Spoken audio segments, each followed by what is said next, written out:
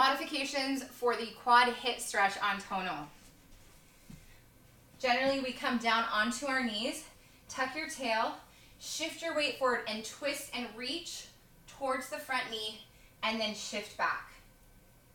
If you're choosing not to come down to the floor, that's fine.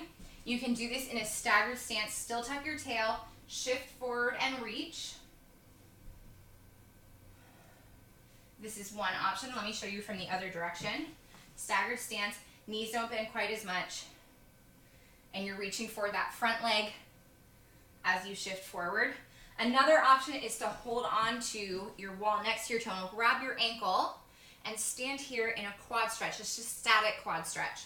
I bring my knees together, I still tuck my tail just like in the other quad hip stretches, and then I stand up straight, and keeping my tail tucked, gently press my hips forward to feel this stretch in the front of my quad right here. So those are modifications for the quad hip stretch.